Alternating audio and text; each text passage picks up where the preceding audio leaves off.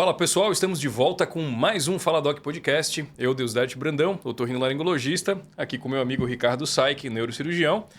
E antes de mais nada, quero pedir a vocês, se inscrevam no canal, compartilhe o conteúdo com seus amigos, com a família, manda aquele joinha se você gostar do nosso vídeo, porque hoje nós temos um convidado super especial. Hoje a gente está recebendo o Dr. Magno Liberato. Boa tarde a todos. Dr. Magno, boa tarde. Obrigado por aceitar nosso convite, pela visita, pelo tempo aqui para o nosso bate-papo. O Dr. Magno é cirurgião bucomaxilofacial, um dos profissionais mais reconhecidos hoje do país nessa área. Mais ou menos. Mais ou menos.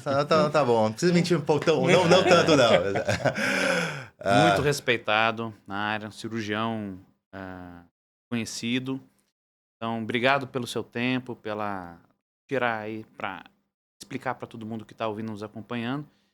E conta um pouquinho pra gente, se apresenta, quem é o Dr. Magno Liberato, conta da sua formação e como é que você chegou aí onde você está hoje. Galera, muito obrigado, Saik Brandão, pela oportunidade, né? Só falar que eu já tô inscrito no canal e eu tenho certeza que é algo que vai crescer muito, né? A gente levar essa informação de forma mais amena, mais tranquila, não só para os profissionais de saúde, mas também para os pacientes, é muito importante, né? Eu acho que quando a gente saiu das nossas faculdades, a gente fez um juramento de promover saúde e essa é uma forma de promoção de saúde, né? Então, a gente tem que seguir nessa linha e me sinto muito honrado de estar aqui, né? Bom, eu me chamo Magno Liberato, eu tenho formação em odontologia e depois disso eu fiz a minha especialização na residência hospitalar de cirurgia bucomaxilofacial. Eu fiz toda a minha parte de ensino superior em Natal, Rio Grande do Norte, minha família, parte de mãe é toda de lá.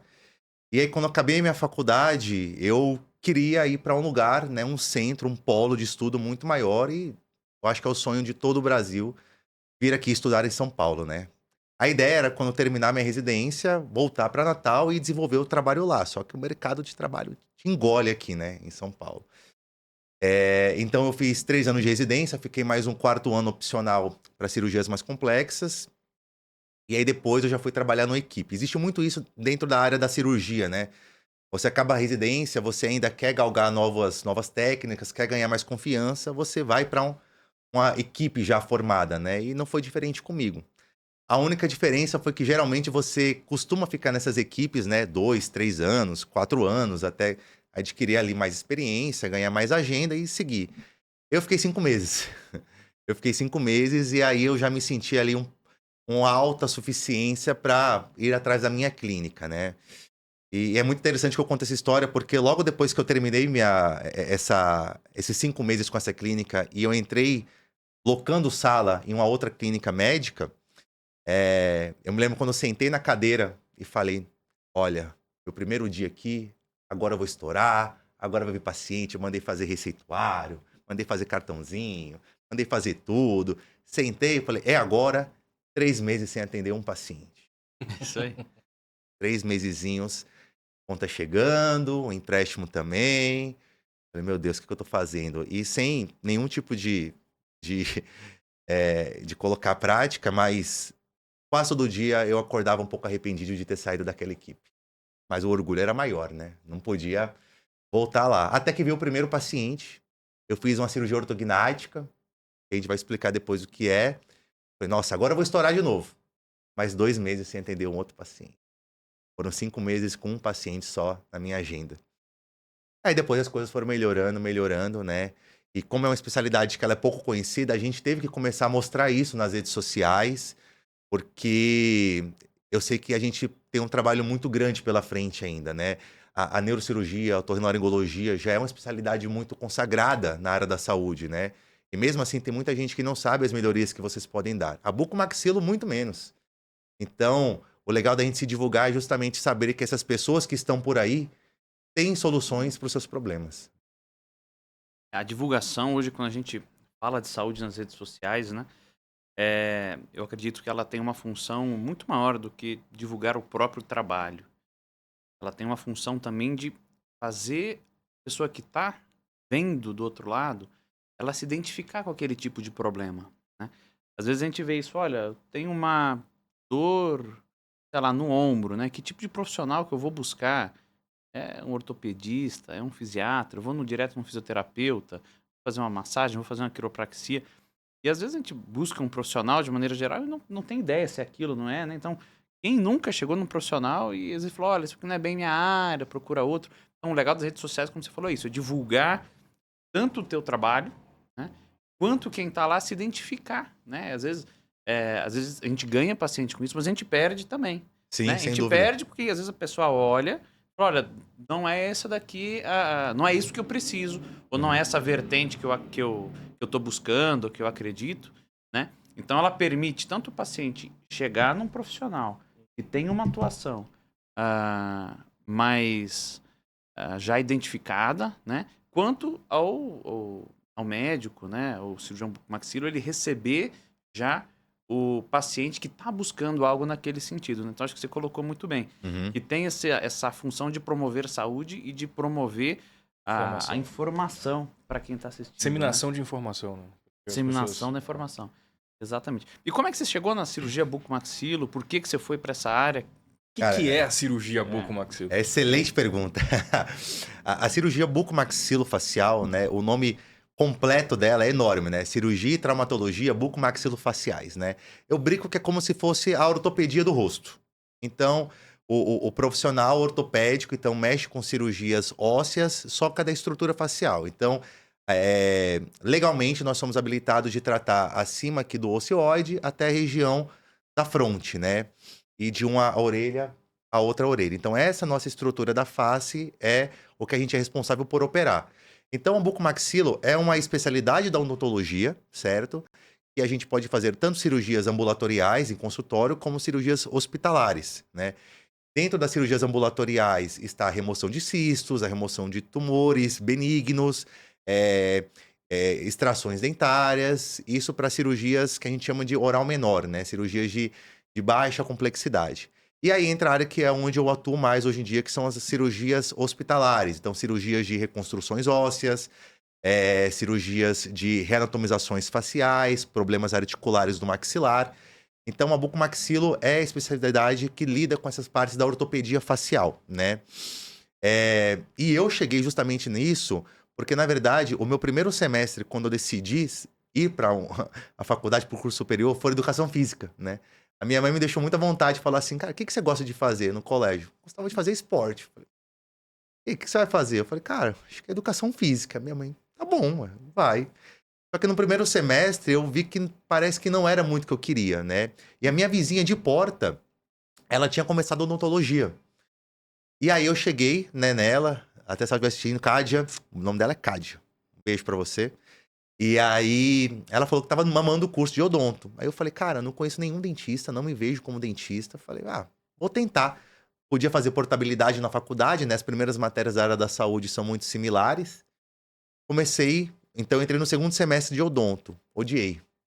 Falei, cara, não é isso que eu tô querendo, cara. Será que é isso? Fazer restauração, fazer canal.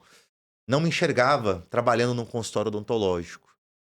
E aí eu falei, vamos dar uma chance de mais um semestre. Se eu não encontrar o que eu queria, eu vou mudar, eu vou ver o que eu faço, né? Até fora da área da saúde. E aí eu tive uma bendita matéria, uma aula só, que foi a aula de cirurgia bucomaxilofacial. Foi uma aula. Aquilo me encantou de um jeito. Eu falei, cara, será que eu posso fazer isso? Será que eu tenho oportunidade? E aí eu fui para as cabeças. Então, desde os meus 19 anos de idade, eu sabia o que eu queria fazer, né? E eu comecei a batalhar para isso, né? Então, tudo que eu fazia no colégio, aliás, na faculdade, era voltado para isso. Então, eu era bem mediano em todas as outras matérias, só para passar, mas tudo que era ligado à cirurgia, farmacologia, anatomia, patologia, anestesiologia, tudo voltado à cirurgia, eu gabaritava, né? Porque realmente era a minha paixão. Que era justamente a frase que o Steve Jobs ele falava muito, né? Ele falava assim, cara, a única coisa que vai fazer você ter sucesso na vida é o amor por aquilo. Porque até você conquistar o sucesso, vai ter muitos percalços. Você só vai conseguir se manter firme se você amar. Se você não tiver amor por aquilo, esquece, você vai sucumbir, né? Então eu aprendi e eu vivenciei o amor pela cirurgia desde o meu segundo ano da faculdade. E aí eu não parei mais e cada dia mais sou apaixonado por isso. Nasci para isso, né? Eu Viu a nasci aula? pra isso, Nasci cara. para Se me isso. perguntarem assim, você se enxerga fazendo se você tivesse uma outra vida? Eu faria exatamente a mesma coisa. Exatamente a mesma coisa. E é engraçado isso, né? Porque a gente tem na formação, como você falou, com 18 anos, 17, 18 anos, né? O jovem, ele escolhe a faculdade com uma coisa, vou fazer isso aqui pro resto da minha vida. Às vezes a gente tem ideia. Nem quando entra na faculdade a gente tem ideia de como é que vai ser a prática daquilo, né? Mesmo dentro de uma mesma área, o leque de práticas é tão grande, né? É o que você falou, às vezes me deu uma chance, fui conheci uma aula e me encontrei, né? Às vezes é isso. E que bom que ficou, né? E que bom que fiquei, mais um exato. semestre, né? Exato. E hoje, na cirurgia bucomaxilofacial, Magno, quais são as áreas principais da cirurgia bucomaxilofacial? Perfeito. E quais são as áreas que você gosta mais, que você trabalha mais? Tá. Então, hoje, a gente tem as áreas dos procedimentos ambulatoriais, que vão desde as extrações dentárias, remoção de pequenos cistos, tumores benignos, cirurgias gengivais também podem ser feitas. E é a área que eu não atuo hoje. E tem as áreas de cirurgias hospitalares. Cirurgia ortognática, cirurgias da articulação temporomandibular, cirurgias de reanatomização facial. Então, hoje, com esse boom da harmonização facial, a gente lida muito com as harmonizações cirúrgicas permanentes, né? Não com a parte da rinoplastia ou blefaroplastia, que fica muito com a otorrino e com a plástica, mas com a parte de implantes faciais permanentes, né? Então, isso veio muito de um tempo para cá e é uma área que a gente tem atuado bastante. Então, se você me perguntar hoje quais são as suas vertentes de trabalho, eu diria que são 3. As áreas da cirurgia ortognática, as áreas da cirurgia da articulação temporomandibular e as áreas das reanatomizações faciais com prótese. Bacana. O que é a cirurgia ortognática? Ótima pergunta. Cirurgia ortognática, né? Ela é uma cirurgia que já está há muito tempo no mercado, né? Só que ela era feita, né? Ainda é hoje em dia, de uma forma muito grosseira, né? A cirurgia ortognática é uma cirurgia ortopédica dos maxilares, onde a gente tenta corrigir alguns problemas de saúde do paciente. Então, quando identificado que aquele paciente tenha um problema respiratório, tenha um problema do encaixe dentário, tenha um problema de dicção, tenha um problema de ronco, tem problema de dores faciais e diagnosticado, eu sempre friso muito isso, não é todo paciente que precisa, né? Vocês falam muito isso nas outras entrevistas do podcast. Não é você acordar e querer fazer uma cirurgia, não. É você ir atrás do diagnóstico e saber se você é uma indicação para aquilo, né? Você vai se beneficiar. Exatamente. Se você é um candidato adequado para aquele tipo de procedimento cirúrgico que Perfeito. está sendo proposto. Quando você é esse candidato, que nem você falou, Brandão, a gente acaba fazendo a cirurgia, que é os cortes nos ossos maxilares e mandibulares, ou os dois, ou cada um, para reanatomizar as estruturas internas do rosto, né? Então, por exemplo, se o paciente ele tem muito ronco, é identificar onde que está esse ronco dele, certo? A gente vê através de uma polissonografia qual que é o grau de alteração desse sono do paciente. Se é uma apneia obstrutiva, solicitamos uma tomografia computadorizada e vemos onde que está essa obstrução, né? É obstrução na região endonasal? Faz com a parte da otorrinolaringologia. É obstrução na região faríngea, atrás dos ossos maxilares? Como é que está essa amígdala do paciente? Está hipertrofiada? Está aumentada? Não está? Ah, já removi. Pô, quando a gente vai ver, o paciente tem esses 2 ossos mais para trás, mais retroposicionados, né? E a gente vê que isso comprime toda a via aérea do paciente. Então, quando a gente pensa em fazer a cirurgia ortognática, de avançar essa estrutura óssea através de uma cirurgia hospitalar, o paciente sai da cirurgia, nossa, parece que abriu um túnel aqui para respirar, né? Então, assim, é uma cirurgia que a gente gosta muito de fazer, a ortognática, para, por exemplo, correções de apneia do sono, né? E uma área muito comum também para tratamento da ortognática, né, para indicação, são aqueles pacientes, eu tenho certeza que vão ter vários que vão se colocar nessa situação. Tratamentos ortodônticos muito prolongados, certo? Tratamentos ortodônticos não devem, teoricamente, durar mais que 2, 3 anos, né? E você ouve muito por aí, pô, usei aparelho 5 anos, 10 anos. Tem que ver se... Alguma coisa errada. Esse posicionamento é a mesma coisa. Uma questão Brandão, anatômica por exato, trás. Que Imagina, tá Brandão, imagina um paciente que tem, por exemplo, uma hipertrofia de corneto, que tem um desvio de septo, ficar usando rinossoro pro resto da vida. É normal? Ficar usando um medicamento, ficar usando Afrin, ficar usando algum outro medicamento para disfarçar toda hora? Pô, é um problema anatômico. Vamos identificar, vamos tentar tratar isso. E aí, por isso que é o legal da cirurgia, né? A gente consegue resolver, às vezes, de uma forma definitiva. Então né? tem um caráter funcional muito grande, né? Você vê, desconhecimento. Eu imaginava que era uma questão mais, às vezes até estética, né? De posicionamento. Você tá me contando, tem uma baita de uma motivação funcional de qualidade de vida. Sim, sim, Cirurgia sim. dessa. Acho que tem as duas vertentes, né? Tem a questão estética também, porque muitos pacientes que têm essa retração da mandíbula, né, e Uhum. da maxila acabam tendo um impacto estético. Mas, além da estética, a questão funcional é muito importante, né? A gente teve uma discussão aqui naquele dia com o George, né, falando sobre sono, e isso que o Magno falou é muito importante, né? Primeiro, tentar identificar a topografia da obstrução, né? Ou seja, em que lugar a via aérea... Desculpa. Em que lugar a via aérea do paciente está obstruída.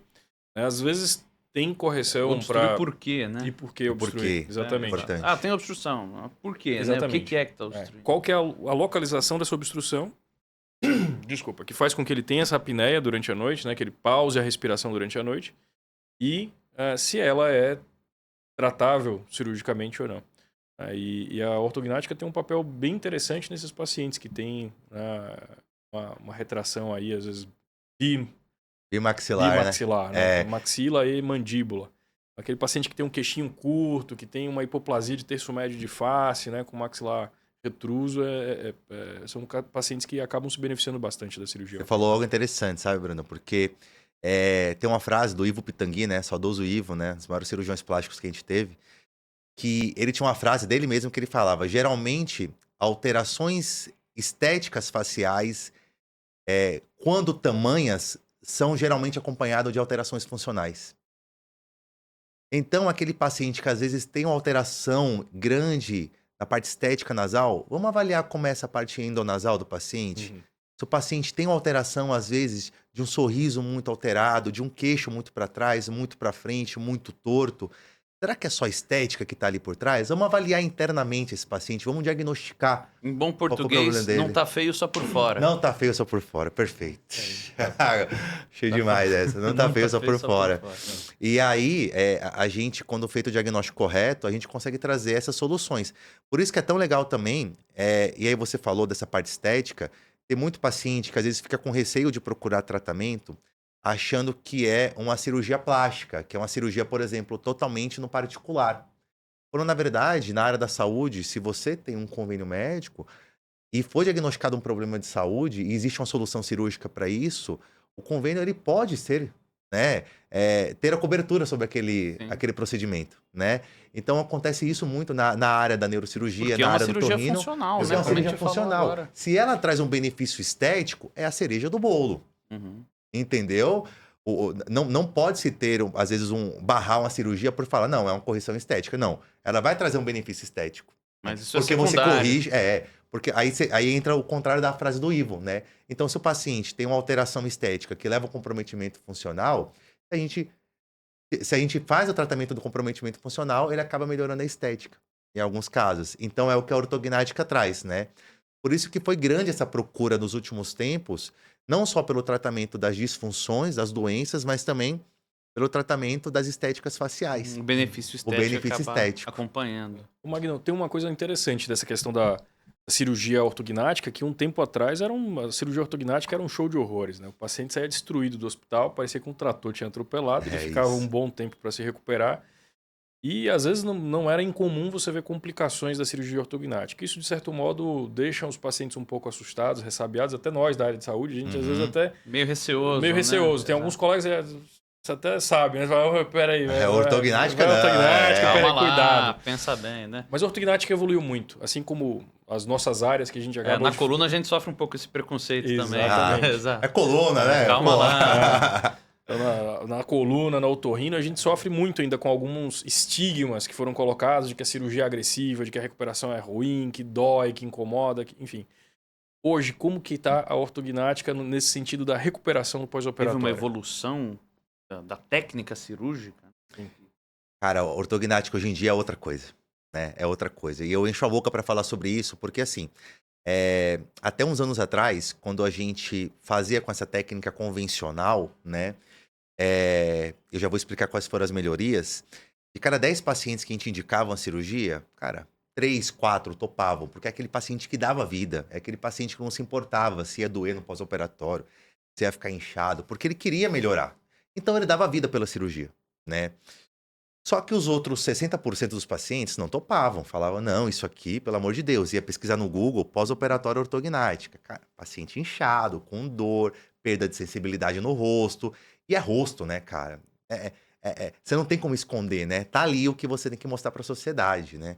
E aí, a gente sofria também isso, a gente profissional de saúde. Hoje em dia, existe uma evolução muito grande para a ortognática minimamente invasiva, né?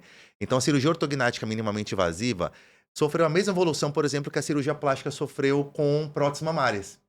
Antigamente, você ia fazer uma prótese mamária, era um corte muito grande de um lado ao outro da mama, a paciente não podia levantar o braço por um mês, era aquela dor grande, principalmente se era por baixo do músculo.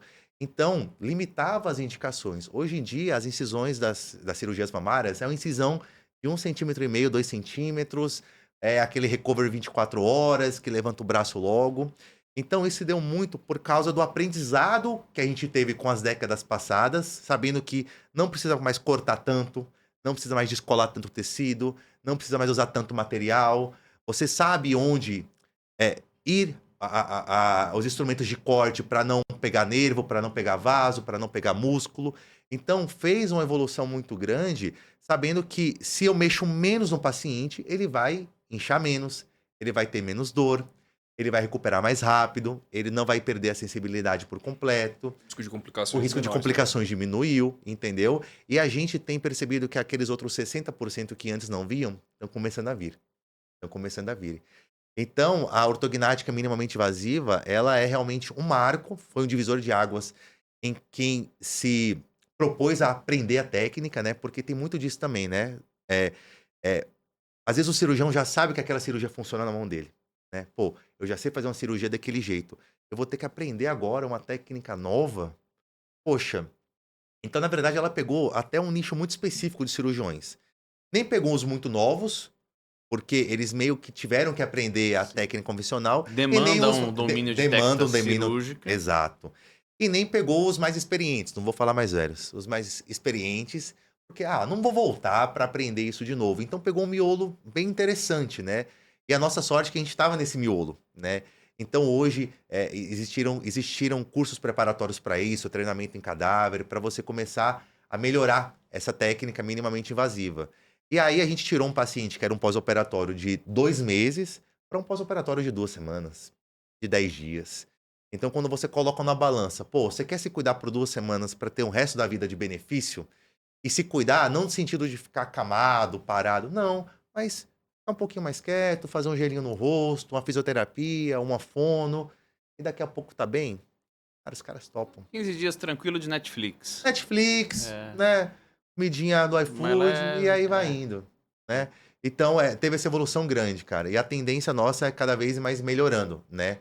Qual que é o tempo médio de internação hospitalar de uma 24 cirurgia horas. dessa? 24 horas. 24 horas. A gente geralmente pede o paciente internar 2 horas de antecedência, realiza a cirurgia.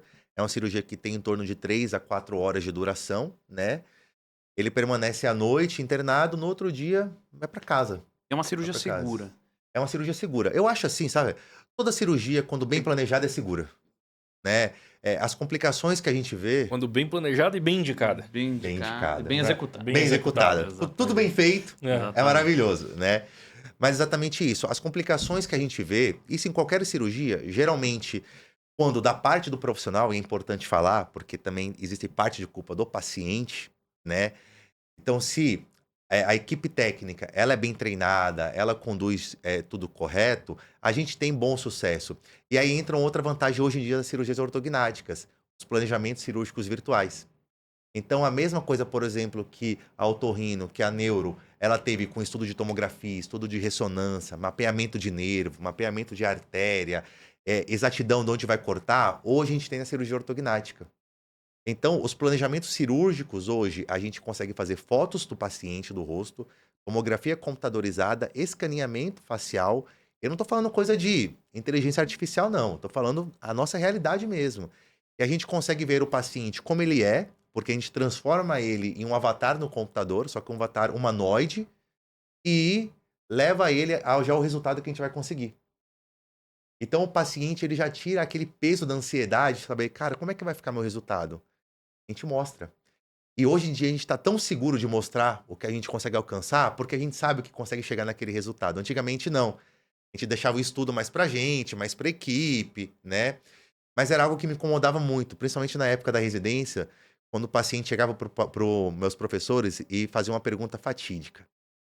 Que falava assim, mas, doutor, vai melhorar? E vinha a resposta que me quebrava as pernas. Eu falava, meu Deus, eu preciso um dia mudar essa resposta. Os meus professores falavam, vai ficar melhor do que tá. E aquilo me doía no coração. Eu falei, poxa, a pessoa já vai fazer uma cirurgia, já tá arriscando a vida.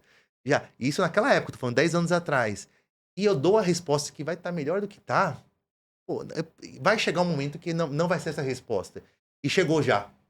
Então, o momento de hoje a gente já consegue falar, cara, vai melhorar, e vai melhorar sim.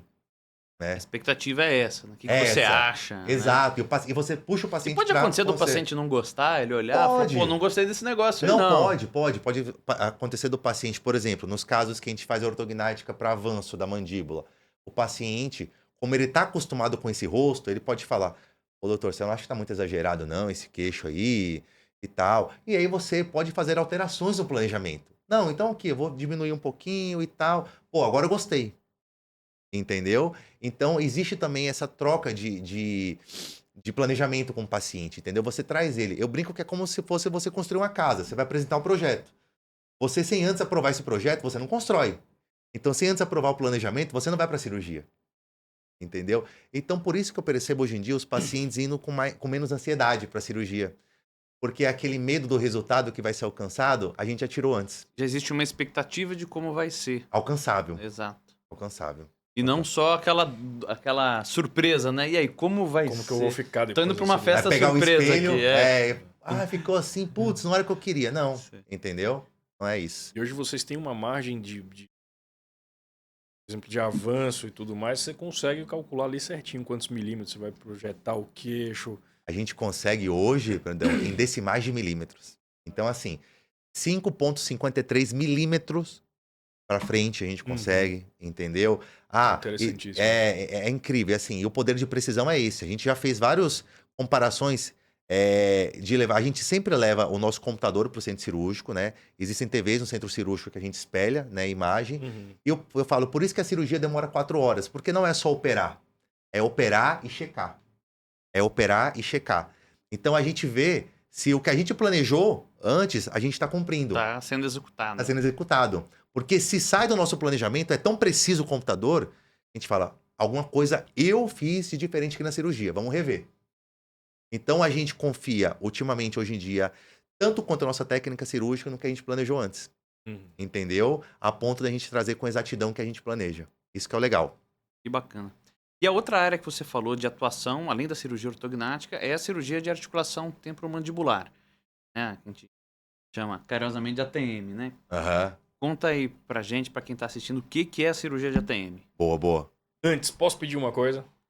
Conta o que é ATM, porque Exatamente. tem paciente que chega assim, doutor, eu tenho ATM, eu também tenho, eu tenho duas, um de cada lado.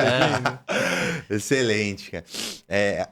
Eu falo assim, que a gente tem aqui no meio da cabeça, né, perto do ouvido, uma articulação como se fosse um menisco do joelho, né? Como qualquer articulação no corpo, ela tem a função de ficar entre dois ossos que se movimentam entre eles para não deixar esses ossos terem atrito e terem desgaste. É o que a gente tem aqui, a ATM. Então a ATM, ela é uma sigla, articulação temporomandibular. E ela justamente leva esse nome por conta da função dela. Então ela articula a têmpora com a mandíbula. Então articulação temporomandibular, a ATM. E aí a função dela é sempre ser trabalhada, mexida, quando a gente movimenta a mandíbula. A Magna, a gente movimenta a mandíbula só na hora de mastigar. Eu aqui já movimentei a mandíbula umas 1000 vezes, nesse bate-papo nosso. Então, é qualquer movimento. Falar, sorrir, mastigar, bocejar, tudo.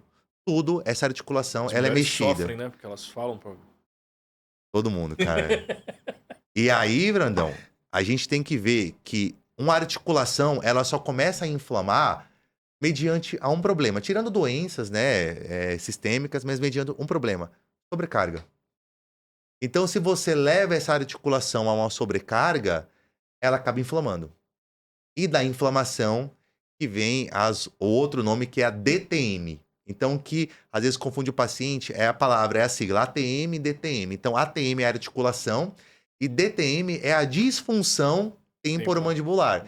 Então, é a anormalização, né, a doença temporomandibular, tá? E aí é quando começa a acontecer os problemas. Então, que problemas a gente pode identificar de problemas da articulação do maxilar, da ATM? Estalos é um dele. Então é muito normal a pessoa estar ali mastigando, conversando. Nossa, tá estalando perto aqui do meu ouvido. O que será? Será que é um problema de ouvido? Pô, o que tá acontecendo comigo? Né? Começa a ter limitação de função mandibular. Então, o que é isso? Puta, antes eu conseguia abrir a boca para comer um cheeseburger triplo. Hoje não, é só um cheeseburger normal. O que tá acontecendo? O que tá acontecendo comigo? Pô, não consigo mais falar direito, não consigo mais comer um churrasco com os amigos. Pô, será? Você está limitando sua função mandibular. Outra coisa, dor. Muita dor de cabeça, dor no maxilar, lombalgia, cervicalgias, dores na cervical, dores na coluna. Dor de ouvido. Dor de ouvido, né? A gente estava conversando antes, né? Que as áreas da saúde, as pessoas tiveram muito a tendência de nichar, né? De separar. Sim, foi né? subespecializando. Foi subespecializando. Né? E quando o profissional ele não tem esse bate-papo que a gente tem, né? Acha que a única verdade é a dele. Né? Ele fala, pô, tem dor de ouvido. E eu não sei que existe uma articulação aqui a 3 milímetros de distância, só protegidos por um ossinho timpânico. Pô, é dor de ouvido, vamos tratar. E aí você pega um mau profissional do otorrino, começa a tratar isso de forma errada. Né?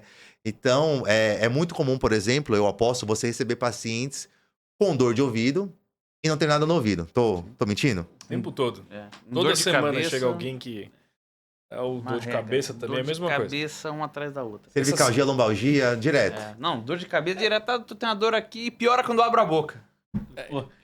Essa semana atendi um paciente que vinha com uma dor de cabeça temporal. Ele disse, não, eu vim aqui porque eu tenho uma sinusite que mata, doutor. Minha sinusite me pega muito.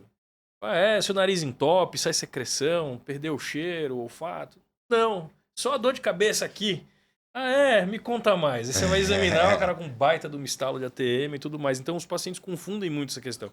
Dor de cabeça, é sinusite, é dor de ouvido, eu vou procurar o otorrino. E às vezes o problema tá na ATM. Exato. Que sobrecarrega toda aquela musculatura ali ao redor, os tecidos moles ao redor. A gente brinca que antigamente os profissionais entendiam nada sobre tudo.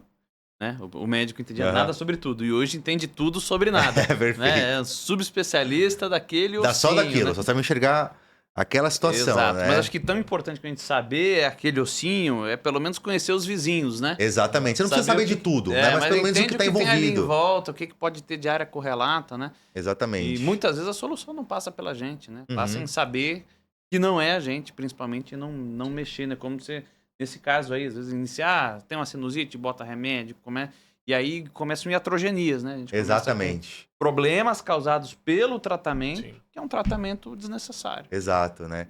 E quando a gente vai pensar em tratar, né, essa articulação doente, aí entra o lance, cirurgia. Cirurgia é sempre a última das opções quando se trata de problemas articulares da TM, tá? Salvo alguns casos de alterações anatômicas muito grandes, né? E nem cabe a gente citar aqui, porque realmente são raras, a gente sempre tenta um tratamento conservador. Então, por exemplo, tirar a força dessa articulação com uma placa de mordida, melhorar a lubrificação dessa articulação com uma infiltração, entendeu? Melhorar essa porção muscular que está inflamada com a fisioterapia, com a fonoaudiologia, entendeu? E o mais importante de tudo isso é entender o que levou aquele paciente àquela sobrecarga, né? E existe, e geralmente é ligado à parte emocional do paciente, né? Então, a gente sabe que hoje o estresse é o mal do século, né? E ele é uma porta de entrada para vários problemas neurológicos, hormonais, cardiovasculares, pulmonares, porque realmente ele abre uma porta ali do inferno, né? O corpo ele fica aberto a vários problemas. E não é incomum problemas articulares ou musculares de dores de cabeça virem de alterações comportamentais, né? Por quê? De uma forma muito rápida. Em situações sob ansiedade, sob estresse, o nosso sistema nervoso central ele entra em um mini colapso, ativa o nosso sistema simpático, que é o sistema de alerta do corpo. Esse sistema de alerta ativa nossas glândulas suprarrenais, as glândulas acima dos rins, produzem catecolaminas, aquele grupo hormonal que tem adrenalina e noradrenalina, e quando produzido de forma exacerbada e fora de hora, gera contratura muscular. O nosso corpo, ele tenta liberar esse hormônio através da contratura. Então, se você acha que roer unha é normal, ficar batucando a perna é normal, ficar andando de um lado para o outro é normal, ficar mordendo o lábio é normal, não é. Não é normal. É somente o seu corpo se livrando daquele hormônio que foi produzido por uma questão emocional. Por isso que a base de todo o tratamento é a parte comportamental. É isso que os profissionais não conversam com o paciente, não investem ali os primeiros minutos da sua premissa de tratamento nisso. E aí entra um Entender outro quem é o ponto. paciente, né? E entra também um ponto que a gente até já discutiu isso aqui também, né? Que às vezes o paciente ele quer uma receita milagrosa.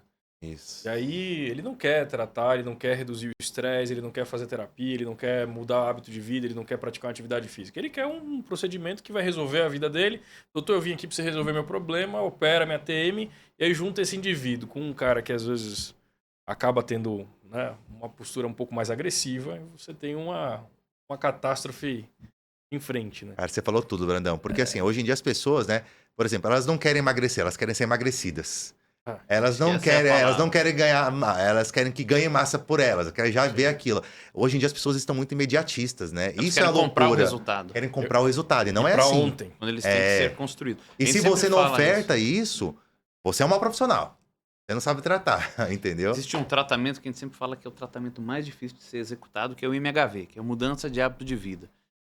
Todo o tratamento que a gente fala aqui tem mudança de hábito de vida é difícil de ser executado. É verdade. Às vezes, problemas mais simples, eu vejo isso muito pela coluna, às vezes, pequenas protusões discais, uma dor lombar leve. Ah, doutor, eu vim aqui para fazer um tratamento. Olha, o tratamento é fortalecer, vamos fazer um pilates, uma academia, controle do peso. Às vezes não é nem perder peso, só controlar, tomar cuidado para não ganhar peso e fortalecer essa musculatura. Não, mas peraí, eu tenho que ir para academia toda semana não. 3 vezes por semana, 4 vezes por mínimo. semana. Mas por quanto tempo, doutor? Às vezes a gente brinca assim. É uma Quantos receita anos de- você quer viver? Vou fazer essa receita Não, pra você você aqui, que ó, me pra ser. responde. Boa. Quantos anos você quer viver? 100 anos? Então é por 100 anos, né? Então, esse tratamento, eu acho que ele se aplica a todas as áreas, né? Que a Uhum. mudança do hábito de vida é muito difícil de ser implementado. Porque é muito comum que as pessoas, elas hoje buscam esse tratamento passivo. Elas querem receber algo pronto. Ó, execute algo em mim que me deixe... E às vezes, muito frequentemente, a transferência de responsabilidade, né? Perfeito. Para o profissional. O paciente ele não quer assumir a responsabilidade pelo seu tratamento, ele transfere para o profissional. Olha, eu fui lá no fulano e o cara não resolveu o meu problema. Tá, mas você fez o que ele te pediu, você Aham. tratou, você usou a medicação, você mudou o hábito de vida.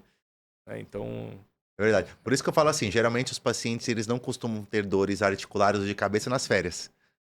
ninguém. É só tira férias boa, férias sem celular na mesa. Nossa, melhorou. Falei, então. E aí, quando a gente pensa nesse paciente que, mesmo com as terapias conservadoras, mesmo com a mudança de hábito, ainda acaba evoluindo com dor, com estalos, aí sim, a gente pode começar a pensar em operar esse paciente. Se é um candidato. Se é ou um não. candidato para isso. Exatamente. Entendeu? Porque, de fato, as cirurgias da articulação, mesmo minimamente invasivas, que são as cirurgias por vídeo, né, as artroscopias da ATM, elas tiveram um boom muito grande porque não tinha esse tato de explicar para o paciente essas mudanças que ele precisava ter, esses tratamentos comportamentais. Só que hoje a gente colhe os maus frutos disso, né? Então a gente vê vários pacientes que já foram operados com alterações que a gente estava comentando antes, Brandão, que poderiam ter sido evitadas, né? Poderiam ter sido evitadas se feito o tratamento correto. Mas eu acho que a área da saúde é assim, né? A gente vai aprendendo, vai melhorando, erra, aprende com esse erro, tenta não errar de novo, e tenta aprender com o erro dos outros, que é o principal, Sim. né? Em relação a isso, você falou, a cirurgia da ATM, ela existe também a possibilidade de ser feita de forma minimamente invasiva? Easy.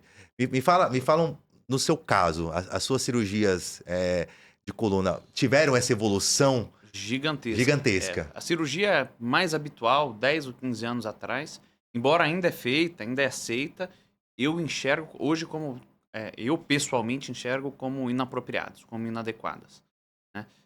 eu não julgo como aceitável em você eleger como primeira opção uma técnica aberta. Perfeito. Se há disponível a técnica minimamente invasiva, a técnica percutânea. Não tem um recurso disponível, estou num local em que isso não é possível, ok. Mas se você tem a disponibilidade, está em São Paulo, tem os recursos disponíveis, tem que ser pelo que é mais moderno, mais eficaz e de melhor recuperação. Uhum. Isso houve um salto gigantesco de 10 anos para cá, principalmente com a cirurgia por vídeo. Então, eu ouço falar isso da cirurgia de ATM também, né? Uhum. Sobre a artroscopia de ATM. Isso. É uma cirurgia minimamente invasiva também? Ela trouxe benefício? A cirurgia da artroscopia, né, é o mesmo tipo de procedimento para cirurgias igual de artroscopia de joelho, de ombro, também tem como ser feita a cirurgia por vídeo da articulação. Qual que é a diferença? É uma canulazinha muito fina, então ela tem mais ou menos 2 a 3 milímetros, né, de diâmetro, e a gente, ainda assim, sob anestesia geral, em um ambiente seguro, hospitalar, consegue entrar direto na articulação do paciente. E aí, com outros 2 portais, né, outros 2 orifícios, a gente entra com o que eu brinco com as nossas pinças, né, as nossas mãozinhas lá. Então, pela ótica, a gente visualiza dentro da articulação e com as nossas mãozinhas a gente trata o que tem de alteração. É uma cirurgia que ela teve um salto muito grande também de 10 anos para cá, certo? A curva de aprendizado é muito difícil, então não é todo cirurgião bucomaxilo que sabe fazer e principalmente que sabe fazer bem feito, né? Porque assim, uma coisa é você começar a entrar só na articulação, certo? Outra coisa é você tratar essa articulação. Outra coisa é você limpar, é você debridar, é você tirar as inflamações, tirar as fibras, tirar as aderências. Isso são poucos profissionais que hoje são habilitados para fazer, né, de forma correta. Mas é um pós-operatório absurdamente melhor para o paciente, né? Então o paciente ele fica menos emaciado, menos inchado, fica com menos chance de paralisias faciais, né? Tem retorno dos movimentos mandibulares mais fáceis, né? E a gente, que nem você falou, Saik, indica para a grande maioria dos casos. Somente aqueles casos bem mais severos ou casos de reoperações, Muito por exemplo, pontuais, né? muito pontuais, que a gente vai para cirurgias abertas da articulação, né?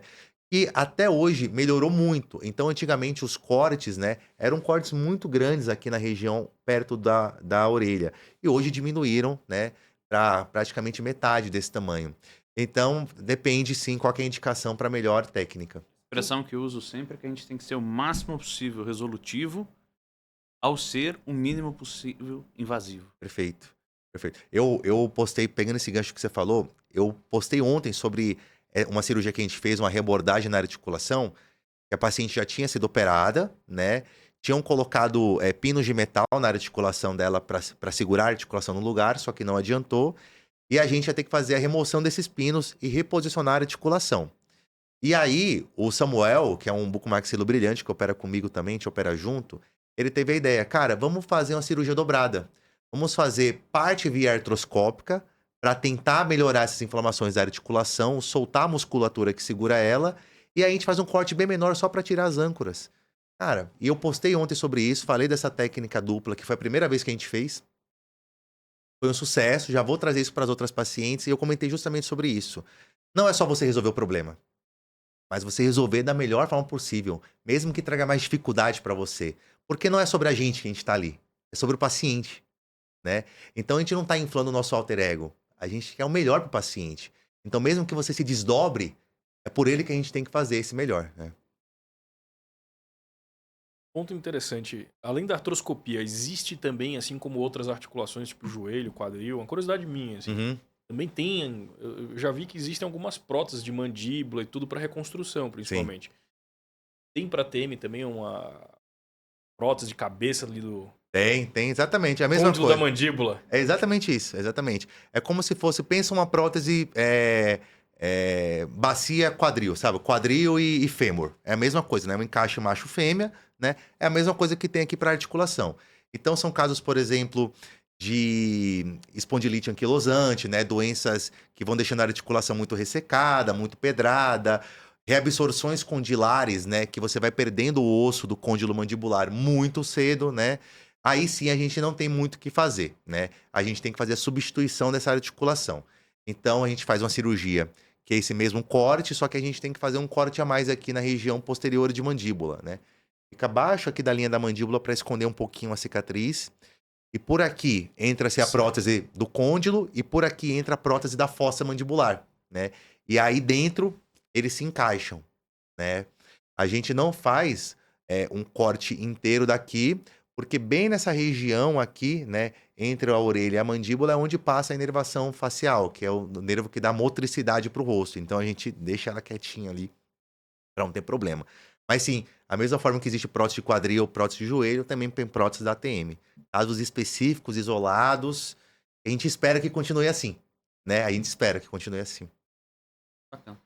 Um outro tema que eu vejo muito, eu gosto de acompanhar alguns cirurgiões bucomaxilo na internet, ver algumas postagens. Um tema que tenho visto falando bastante é sobre o uso de Botox. Ih, rapaz. Mas eu fiquei meio na dúvida olhando, assim. Explica pra gente aí. Isso é utilizado mesmo? Quais são as indicações? Eu vi falando muito para bruxismo, mas tenho minhas dúvidas. Isso funciona? Como é que é isso? Boa pergunta. Bom, o que acontece, né?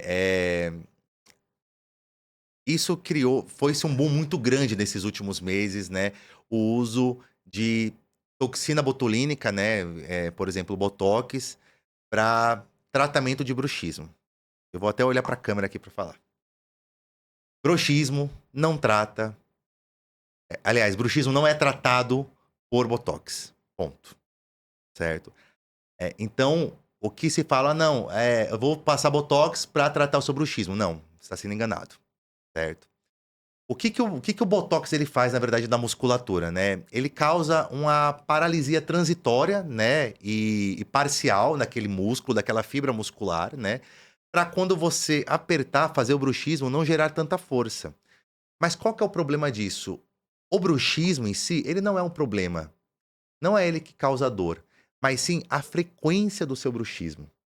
Então, por exemplo, um paciente que tenha uma dor na lombar, certo? Não é um esforço só que ele vai fazer que vai gerar a dor. É aquele esforço repetitivo que vai gerar a dor. É a mesma coisa com bruxismo.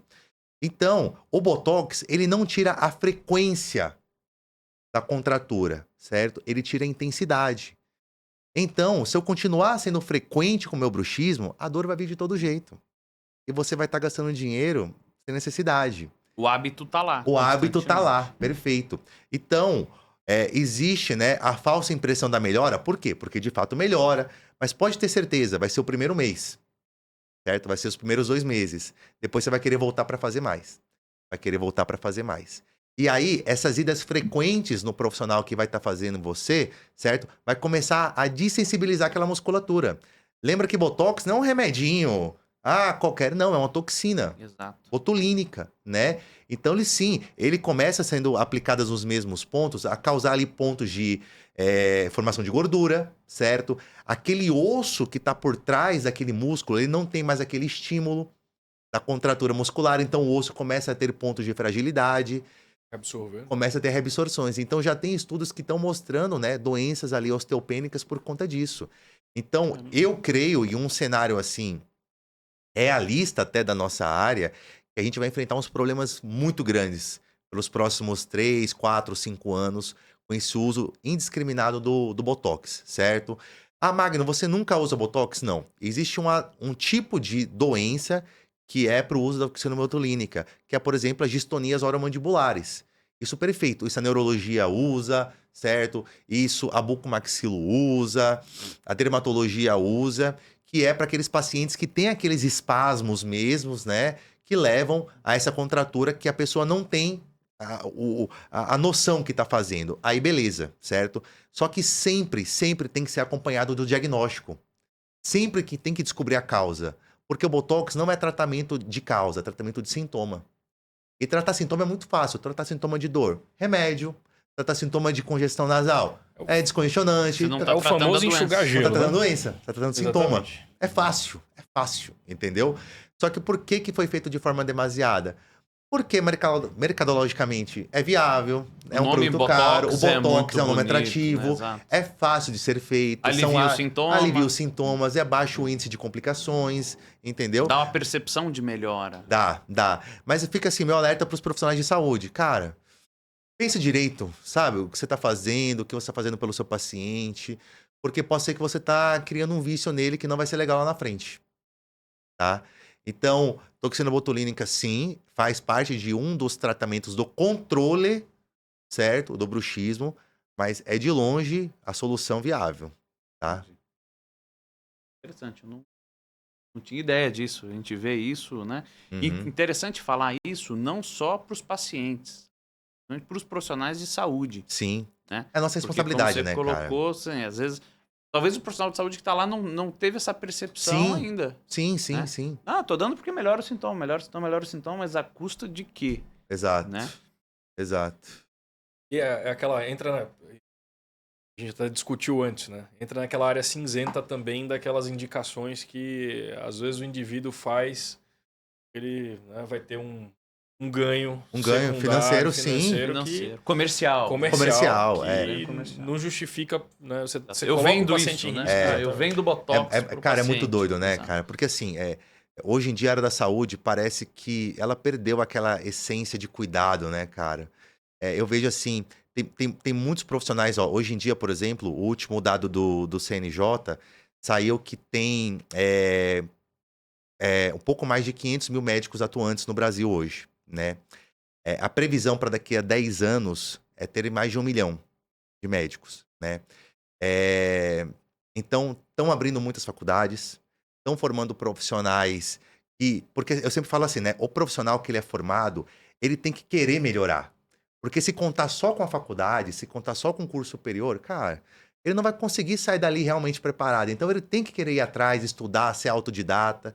Então, você vê, às vezes, profissionais saindo só para venda. Cara, a área da saúde, apesar de ter um fim comercial, ela é diferente, né? Você tem que ajudar outra pessoa, cara. Não tem que ser pelo O dinheiro, objeto do cara. nosso trabalho é a saúde do próximo. É, Então, cara. quando você esquece isso, você passa a ser um vendedor. É isso. Né? Claro, o dinheiro é importante, cara, mas não tem que ser por isso, cara. Não tem que ser por isso, né? E eu vejo que isso tem acontecido, eu espero que isso melhore, cara, de verdade. Esperamos todos. Esperamos todos. Magno, chegamos na reta final aqui do nosso programa, do nosso episódio. O tempo passa sempre voando aqui. Voando, É cara. incrível. Pô, Vai bate-papo se bom demais, empolgando velho. aqui. Empolgando, se deixar, né? vai A gente entra à horas. noite aqui. Mas todo final de programa, todo convidado que vem aqui, a gente pede para participar de uma parte que nós chamamos de Causos do Doc. Opa. O Causos do Doc é aquele momento em que você vai contar um caso pra gente que foi um caso engraçado, um caso peculiar, pitoresco. Pitoresco. Pitoresco. Te marcou. Alguma coisa que te marcou. Então, conta pra gente. Fala, Doc. Bom, tenho vários casos pitorescos, né? Mas teve um que foi especial. Teve uma paciente de cirurgia ortognática, né? Queixinho lá pra trás, né? Baixa autoestima, roncava. E aí, ela veio passar em consulta e ela era casada, né? Com já uma pessoa mais velha. E aí, esse esposo dela acompanhou todas as consultas, né? Foi maravilhoso. E aí, a gente foi operar ela, fez a cirurgia ortognática. Cara, a mulher ficou espetacular, né? Queixo pra frente, parou de roncar. Aí começou a treinar, começou a se cuidar mais, começou a trocar de roupa e tudo mais. E eu acompanhei ela por alguns meses, né? Eu dei alta depois de uns meses e simplesmente sumiram. Dei alta, tudo certo. 1 ano e meio depois, me chega só o esposo dela com o advogado dele, na minha clínica. Eu falei, nossa, o que tá acontecendo? O que foi que eu fiz, né?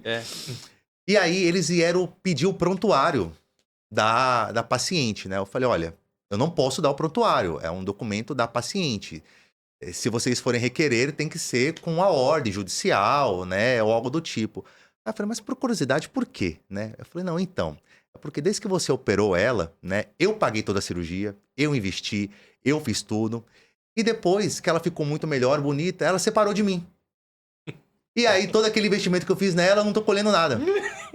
E aí, eu quero agora entrar com ação contra ela. Eu fiquei assim, a boca aberta.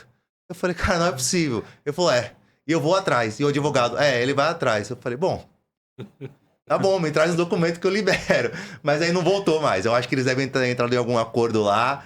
Mas eu achei muito interessante essa história, A cara. cirurgia foi o start pra mudança. Pra mudança dela, só que pra ele não colheu os frutos que ele queria, que né? ele Que ele achava queria. Pelo contrário, ficou no prejuízo. Ficou no prejuízo. Ficou no prejuízo ainda. Ficou sem o dinheiro e sem a mulher. Com esse dinheiro sem a mulher. Exato. E ela deve estar feliz da vida aí, talvez com a outra pessoa, né?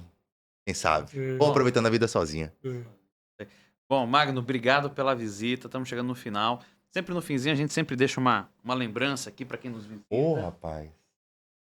Da Clínica Raise. Ô, louco, A que gente é tá isso? gravando. Uma bolsinha de academia. Ô, aí sim, hein? A garrafinha que a gente faz personalizada. Ô, louco, ó. Então- Até meu nome. Chique demais. Bacana. Obrigado mesmo pela visita. É uma lembrança para você lembrar da tua presença aqui no podcast, desse bate-papo legal que a gente teve aqui. E as portas estão abertas. Sempre que quiser voltar, tiver algum tema legal para falar, nos avisa, né? Volta, a gente senta aqui, conversa de novo e vamos contar para quem está nos ouvindo. E se você também tem algum tema legal que você quer saber, tá na dúvida, manda aqui nos comentários. A gente lê e responde todos os comentários. E a gente vai tentar trazer todos os temas e os profissionais que vocês indicarem também. Exatamente. Pode deixar também como comentário, mandar uma sugestão pra gente no direct do nosso Instagram, que vai ficar aqui embaixo o card, tá? E se você gostou, curte, compartilha, comenta, manda pra todo mundo. E, Magno, muito obrigado. Foi um prazer imenso ter você aqui hoje com a gente. Cara, o prazer foi todo meu. Saíque, Brandão, as portas também da minha clínica são sempre abertas para vocês. E eu tenho certeza que essas informações que a gente trocou hoje aqui vai trazer benefício para muito paciente. Eu costumo falar assim, se apenas um paciente ele se identificou de querer melhorar a sua saúde porque ouviu o que a gente já falou, já valeu toda a pena. Já fez sentido. Já fez sentido. É isso. Muito obrigado. E semana que vem temos mais um episódio. Acompanhem toda semana um episódio novo aqui do Fala Doc. Um abraço. Um abraço, pessoal. Valeu, galera.